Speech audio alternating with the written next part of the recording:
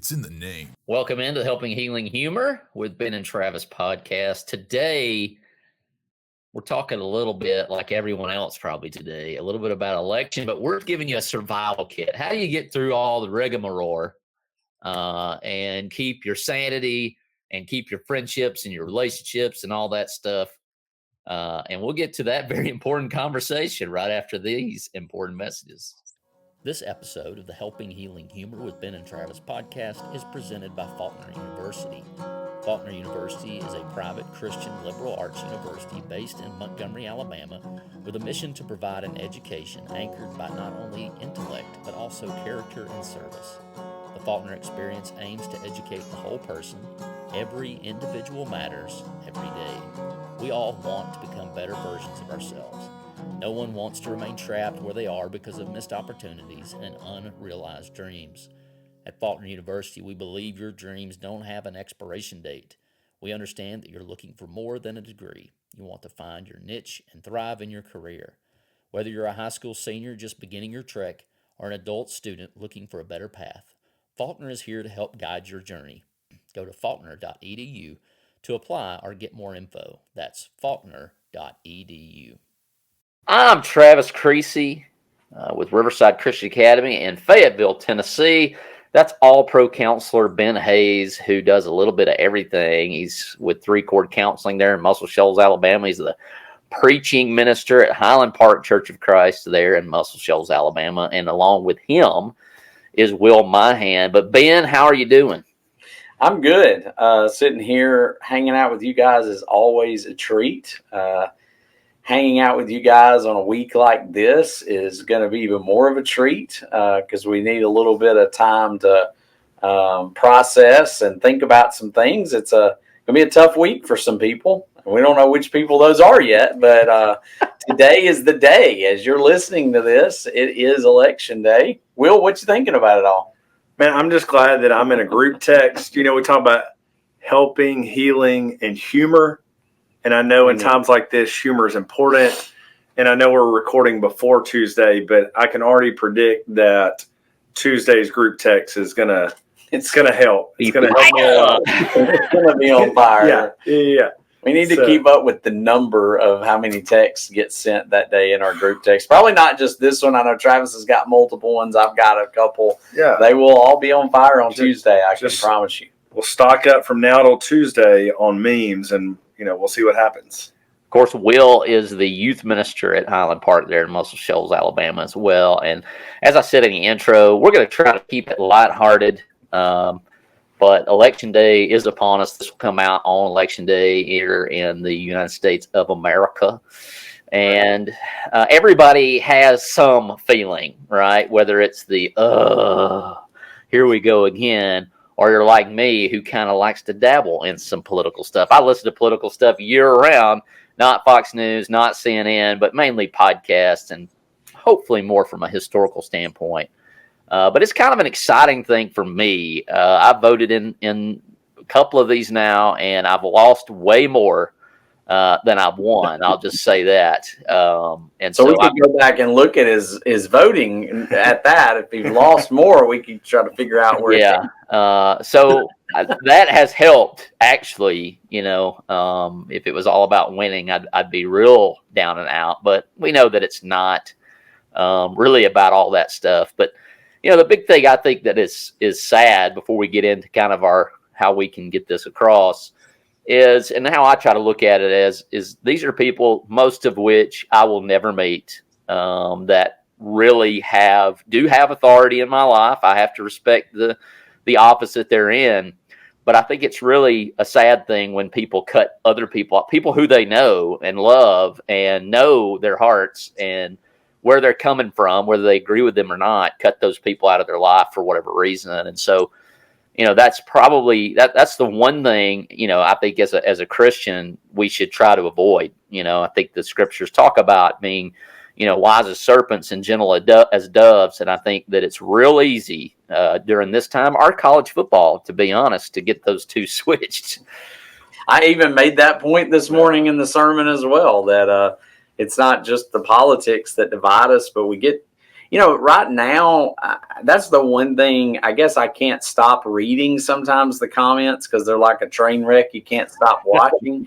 But like I'll see something posted and I'll start reading and people are just immediately fighting. They're immediately, on each other and calling each other names. And it'll be about a baseball play or about, a football game that happened or something so insignificant. And it's like that little post that somebody had is like, just to prove a point that people will argue about anything, here's a stick, and it's like people immediately start arguing about everything. And I didn't bring it up this morning, but I was thinking about James chapter 4, where he talks about, where the quarrels and arguments come from. And it's from your own motives. It's from your own lust. It's from your own pleasures. And it's like, sometimes we can't help ourselves. People just fight and argue. And part of that tells us where our motives are at and where our heart's at. And I think, we have to kind of take a step back and think about that a little bit, which is why I'm really excited about Tuesday. My favorite part about Tuesday, well, sort of, y'all just, kind of burst my bubble, is that it'll pretty much all be over. Like, I'm tired of all the commercials and all the fighting and all the arguing. Can we get back to, watching football without having to see a bunch of political commercials? And neither one of us are in swing states, so I can't even imagine what those people are berated by on a daily basis. Yeah, that'd be crazy. So Ben, you did a sermon on Sunday, and I love the title. It was great. I saw it this morning before I went to church. I did not steal your thought there, but we will for the podcast. What is it? Things that will not change on Election Day. And your first point was Jesus is still the king, right? And I did mention that this morning at Riverside, that no matter what, there's nobody voting Jesus off the throne. Nobody has a say-so on that. Now, we all have decisions in our own free will where we get to make decisions about our heart and who reigns over that. But we as Christians believe that God is on the throne, and no election, no words, no philosophy can change that. And to me as a Christian, that makes this an important thing that we're doing on Tuesday, but it's not the most important thing. Thank God. Hallelujah. Yeah, I mean, I went back and thought a little bit even about the Old Testament. I always think during this time about Daniel living through different kingdoms and different kings. And in all of those, he feared God. He was still submissive to the king. And yet he found a way to be submissive to the kings that he served. And one of our members, Nick Berryman, walking out this morning, Big Nick, we all love him, the older Nick, he came out, he said, there's actually a couple places in the scripture where it says God calls Nebuchadnezzar his servant. So it's almost like, as the king, Nebuchadnezzar, even though he's not always doing the right things by our standards, God is sometimes using those people who are in power, and we don't even know exactly how all that works. But there's those times where we know ultimately he is the King of Kings, Lord of Lords. Jesus is called that in Revelation and in other places. And so, we can be pretty secure that's not going to change this week. And I'm thankful for that. There was one thing that stuck out to me during Ben's lesson. And I guess my age group, if you are millennials, I don't even know what it is. We're right there on the edge of it. I don't claim it. I have to claim, the millennial. I claim Gen X. That's what I'm doing. I have to claim the millennial status there. And one thing that I've seen with my generation is just truth, right? And I guess we were the generation that kind of grew up without the internet, and then we were kind of the front runners of the internet. And part of what I think in my own life is having so much information, I am more skeptical of any information. And when Ben mentioned, Jesus is still the king, it came back to John 14:6 when Jesus says, I am the truth. And of course, I'm the way, the truth, and the life. But that idea of just I'm the truth, Jesus is never going to deceive me. And I'm one of those skeptics, I guess, that believes there's a lot of people in Washington, D.C. that probably don't care about Muscle Shoals, Alabama, on the big scale of things. And I think a lot of times throughout the political campaign that we've seen over the past year is, I'm going to do this, I'm going to do this, you're going to get this with me. And then it's like, the more I look back and go, how many of those things actually came to fruition? On both sides, whatever. And we even see that on our local government and state government. I mean, just all the way around. We probably see that in our employers, depending on where you work. Come be with me and you will get all of these benefits. And I kept coming back to, man, I'm so thankful that when I see a promise of God and the promise of Jesus, it's going to happen. And I can sit there and I can sit in it. I can meditate on it because I know that it's true, because I look through the scriptures and I see the faithfulness of God. And then I look to, me included, all of mankind. We fail, we screw up, and we make a bunch of dumb decisions and mistakes, and we let people down. And I think a lot of times we hang our hats on, well, my party, whatever party that may be, is going to give me this, and this.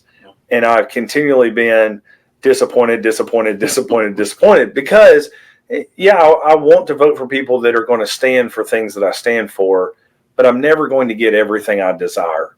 And I ultimately know, with Jesus being the king, I get what I desire. And I think about John 10:10. I came not to just give you life, but an abundant life, like a wonderful life. And I've yet to see living a life for Jesus let me down.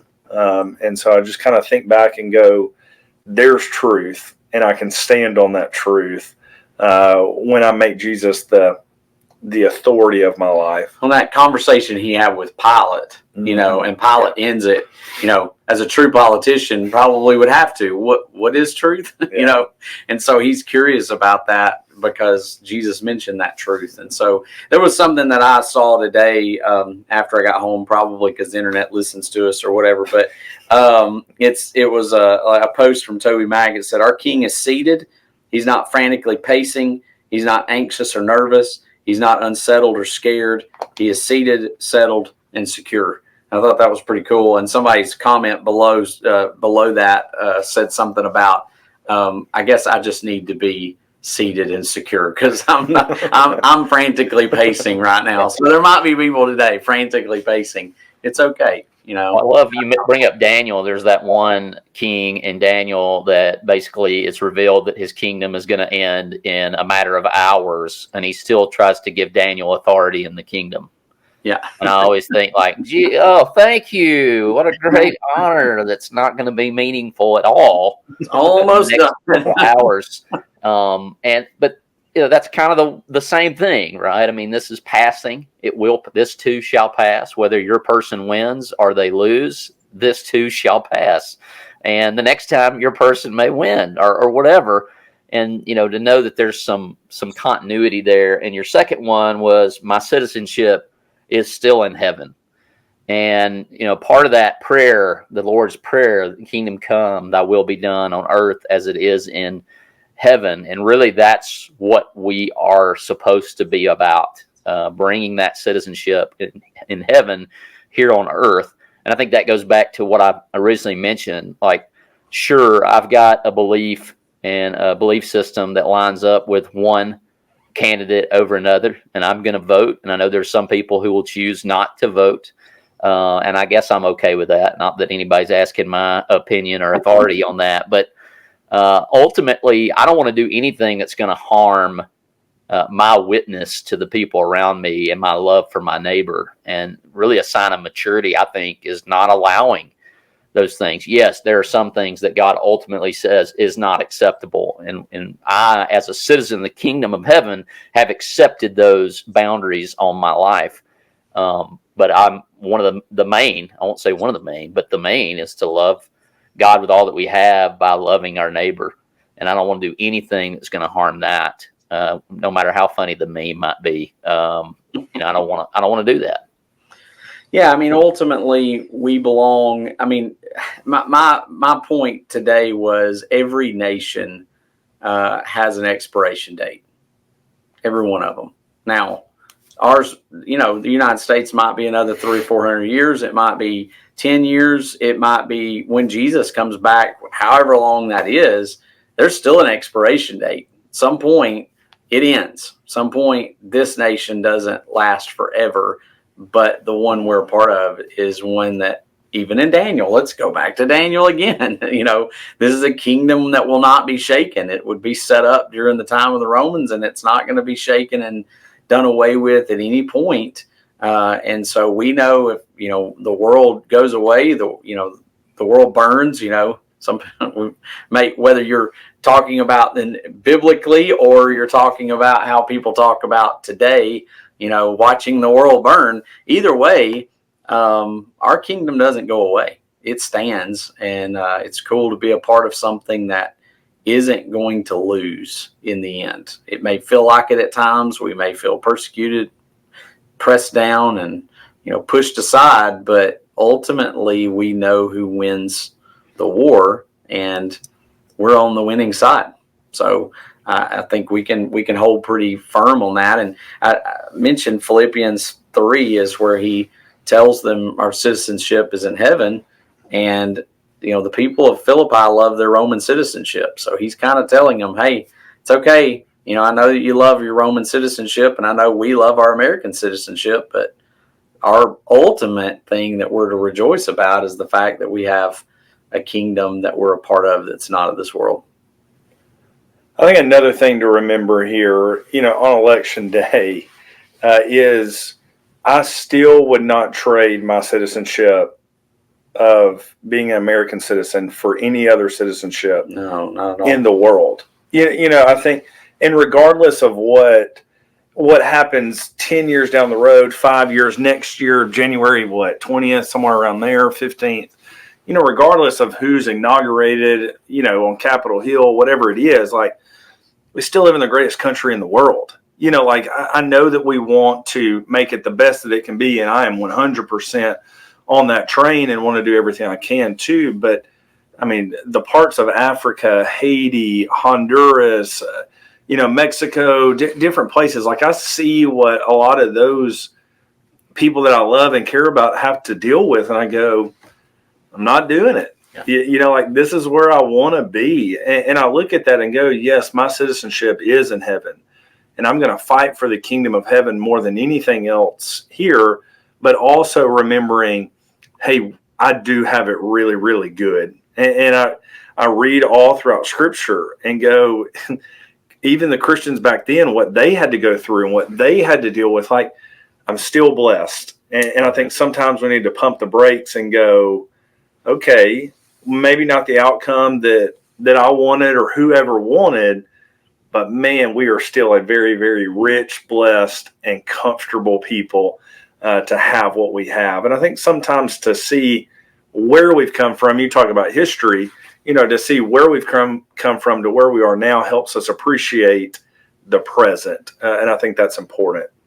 Well, there's a lot of corruption in our world governments all over. Mm-hmm. And I mean, you can talk to our brothers and sisters in Nepal, Bangladesh, anywhere else, and they see it. And I know that there's obviously corruption here.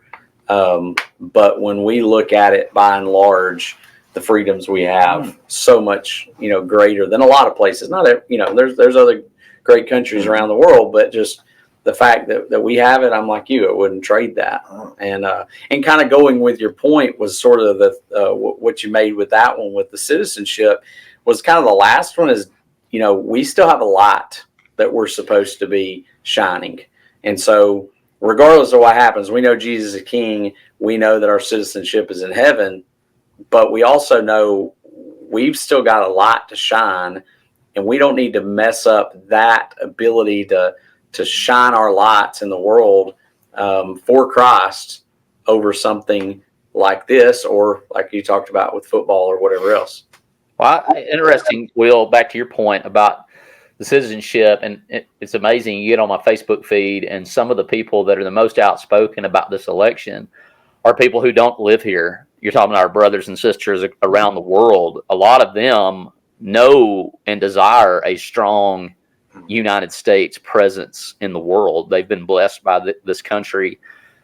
Even the countries that kind of poke fun at us, and some of it is rightfully so, most of them are like secretly wanting the United States to do well, because a lot of their security is based on it. And I think, Will, you did a good job. This is not a perfect place by any means, and anybody who thinks so hasn't been outside recently or thought outside of their own paradigm for a while. But the fact that we can share so much of our thought, the fact that we can have a podcast like this and talk about it in the way that we're talking about, is a blessing of the freedom of speech, and certainly something that we want to continue.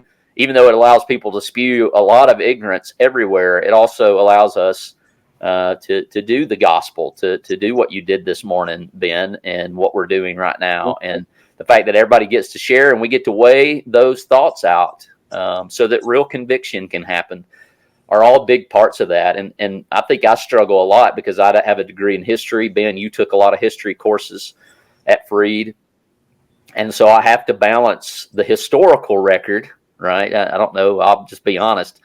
I don't trust the government. I don't trust any government at all. I don't trust myself. So, I mean, I can't imagine people with actual power to do something. I just don't trust them. I don't care if they're red, white, and blue. I don't care what their flag color is. I don't trust governments. I tend to buy into the thought that the scariest words that I've ever said is, I'm from the government and I'm here to help. I typically take that approach. But it's because it's made up of people. And I have a degree in history, and I've taught history. And sometimes it's like rehashing the atrocities of mankind that we've done to one another for whatever reason. Like, we don't have to have good logical reason to mistreat each other. But that, and again, as dark as the world might get, that means that light shines even brighter. And I think there's a lot of people, and I know what they're saying. Oh, it's never been this bad. I understand they're saying that within the context of their own life. Right. But once again, it's been worse. With my background in history and reading the Bible, right, it's pretty easy to see that, yes, in fact, it has been worse. And how much of our voting, how much of our participating, can we limit that going back to that place? And that's the reason that I vote, right? Like, I have a small part to play. I don't want to be a politician, but I have a small part to play. And if I can cast a vote that seems to maybe help, I will. But ultimately, it comes down to how I treat the person that I interact with every day. I'm going to guess that Psalms was written, about 3,000 years ago, maybe? Ish. Somewhere in there. Somewhere in there. So Psalm 146, verse 3, to your point, says, "Do not trust in princes, in mortal man, in whom there is no salvation." So, to back your point, yeah, we don't trust in people, not ultimately. We trust them on some level to take care of us, our family, our friends, and some point our government. We trust them with some things, but my ultimate trust doesn't come there. And I know that it's not going to be settled there. And so, yeah, I think we would be pacing and we would be struggling and we would be anxious if everything in our life revolved around that. But there's more to who I am. So regardless of what happens and today, I think that's the issue, man. I think that we are so easily wrapped up. Our identity is wrapped up in this one thing. And it's very easy for the enemy, whoever that may be, right, to get us so involved in that identity that we're not known as anything else. And if that's the case, they've done their job. Yeah, absolutely. I think you're talking about this third point, and this is where the youth minister gets on his soapbox. So I apologize to anyone listening. But you talk about we've got a light to shine.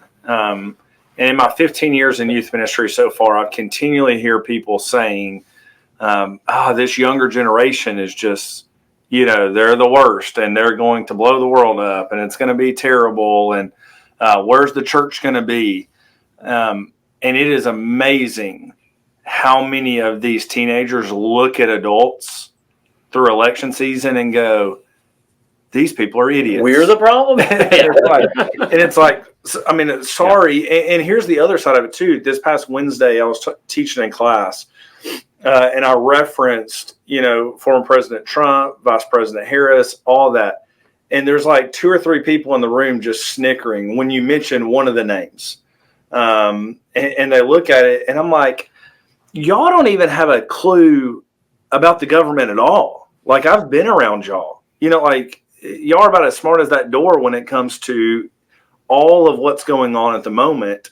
But because of what they've heard at the dinner table and what they've seen other adults post, they automatically feel like, well, this is how I'm supposed to respond because those are Christians.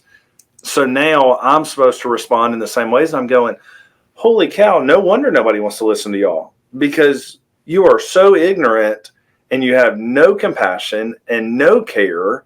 And I look at it sometimes and go, what are we as adults actually providing to the next generation? And every year I will post a little thing and go, around the debate season, these are 2 adults who are going to insult each other for the next hour or so. Please don't post anything on social media as to make our teenagers in the church become just completely rude, awful people. And it is mind-boggling how many other ministers will go, man, we just need to hear that even more.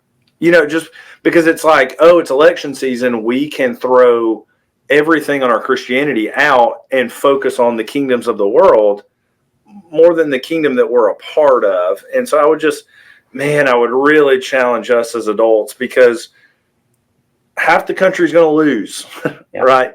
And when that occurs, the way that you respond is directly going to impact the next generation of Christians. And because they're watching, and I see it every single day. And you can almost go, we've been on a couple of youth events, and they'll get on the bus and you can go, yeah, their family talked about politics today, around lunch table or whatever. Yeah. Because they're just like on the edge and blood pressure is boiling. And I'm going, you're 15 years old. Like, you don't even have a dog in the race. Like, you can't even vote at all. But it just, it passes down. And that's the scariest part to me on this point of how we respond, is because it's not just us becoming upset, but it's us showing the next generation how to respond when difficult things happen too. When I was sitting down doing this, and thinking about these thoughts, one of the phrases that I just thought about, and I'm not sure I said it quite as eloquently in the sermon or not, but don't compromise your influence for Christ over your political stance. Mm-hmm. And I think that's what I worry about, is that we're going to get to every time we have an election, I worry about, what are people thinking about you based on the things that you posted? One, and we've talked about this, I think, on here before, don't post lies. Don't post stuff that is an absolute non-truth. Read the article. Yeah, click the link, read the article, and then don't repost it. Look at the picture. You'd be amazed. Does it look fake? At how many Christians are posting AI-generated photos? They're not. Believe it or not, Kalen DeBoer at the University of Alabama did not talk about how quiet Knoxville, Tennessee is during a football game. He did not say that. So quit reposting. Even the announcers fell for that. And, they mentioned it. I heard it. I thought it was a for real deal, too. And then all fine bomb. It may not be real. And then there was, the same on the same note, they've been posting these AI generated press conferences. Yes. Oh yeah, with the coaches, and they're dropping cuss words, and people are like, I can't believe our coach is cussing that way. I'm like, he's not. It's not true. It's not real. And so, in this day and age of AI and stuff that people can just completely make up out of nowhere, be careful what you repost, because then people go, oh, Christians, they're not smart. They don't know what they're talking about. They repost things that aren't accurate. And so that's just more fodder for them to use against us on a lot of things. And I'm at that generation where I'm getting real close to being fooled by some of those things sometimes. And I have to watch myself with it too, but don't post untrue things. Don't, relay unkind things. If you've got a political thought, it's okay to share that. Don't get mad when somebody shares a political thought, but don't start arguments over it. That's why we have a great nation, because we can talk about it. But let's talk about it. Let's interact with it without, it's to the point today in our world where you're afraid to even say who you support because of what people are going to say back to you. And that's the scary thing to me is, we should be able to say, I tend to lean this direction because I like their stances on XYZ, without people, feeling like they're attacking your family all of a sudden. Hey parents and young adventurers, are you ready to embark on an extraordinary journey? Introducing The Adventures of Ben and Travis and the Worry Coaster, a thrilling ride through the ups and downs of mental health in our new children's book. Join our dynamic duo as they navigate the twists and turns of their emotions while discovering the courage to conquer their worries. Pre-order your ticket to adventure now at benandtravis.com/books and be among the first to embark on this roller coaster of resilience. Let's turn worry into wonder and empower kids to embrace their feelings with bravery and hope. Buckle up. It's going to be an unforgettable ride. Well, fellas, the good old-fashioned dislike, which is perfect for this episode, it's a 3 to 5 minute college football podcast, although last week we covered the World Series. We did. And didn't pick anyone because we can't stand the Dodgers or the Yankees, and I'm not even a baseball guy, but listen to you guys. Anyways, love for you to check it out. You can get all the free content that we make, the blogs, the podcasts over at benandtravis.com. So be sure to check on that. The question of the day is, as we record this, it is November the 3rd. Is it, and I have my answer, too early for Mariah Carey and the Christmas effect? And I will say that any other year, I would say absolutely it's too early. Now, ultimately, we have no say. This is just our opinion, so don't take this to the bank. But normally on any other year, I would be a staunch, like Thanksgiving week, right? Preferably on Friday, we kick that stuff off. If I'm going Black Friday, I don't mind hearing it. But since it is election year and people just need some joy, right? I'll allow it for 2024 and any other election cycle coming up. So yeah, I'm down with it, right? Like, bring on. I haven't heard her yet, so she's not quite thawed out here around the Creasy household. But we may be approaching that. So what do you think? When is Christmas? Decorations, music, the whole party is okay, and this is just your unpopular opinion. The fact that this is not the first time I've had this conversation this week tells me that it's a pretty important deal, maybe as important as what's going down on Tuesday. But there are people already debating this. I would, in my personal opinion, I like to show thanks for what we have before we start like celebrating or thinking about what we want. But I would probably lose that argument in my house. There's probably going to be a tree up soon. Oh, I know you'd lose that argument. There's already, and that's almost year-round Hallmark movies playing, but they're starting to be a little bit more, snowy, getting stuck at the airport ones, It's like Easter's over and it's up at Ben's house. And it's going. And so, I lose that argument, but I'm probably more tend towards but bring the Christmas cakes anytime, right? Release the carry, a little later in the year, but that's just mine. No, I think it should be December the 1st. There you go. Like, all right. Welcome to the Old Man Club, Will. Well, yeah, it's Thanksgiving is a huge holiday. I love Thanksgiving. I'm going to be honest with you. It's climbing the ranks. It's an important holiday. And it's like, why in the world are we like pushing? And now see, here's soapbox number 2. Black Friday is not even Black Friday anymore. Yeah. It like starts on Wednesday or, whatever. So I'm going, now we're trying to steal Thanksgiving. Yeah, don't steal Thanksgiving. To try and get cheaper prices for Christmas, which is just stupid because you know what they do. they up the price of everything in the store And then just bring it back down to the regular price. Like, this is ridiculous. Now, here's where I'm a little weird. Leave the Christmas tree up till like Valentine's Day. Like, who cares? No, but then they're ready to take it down the day it happens. Like, get this stuff out of here. Oh, Valentine's Day stuff already in Walmart. I guarantee you. Like, we're not even. Like, this is my thing. Valentine's Day is red and white. It's cheerful. You're happy. So just leave the lights up until Valentine's Day. I've seen a ton of pink Christmas stuff. Sure. I think it's ridiculous. I think it should be December. I don't want to hear Christmas music. If they turn it on the bus, youth group, no. It's not December. You get a whole month. It's like people are I guarantee you lose that battle at your house, too. No, we don't put it up till after Thanksgiving. Really? Yeah. Nice.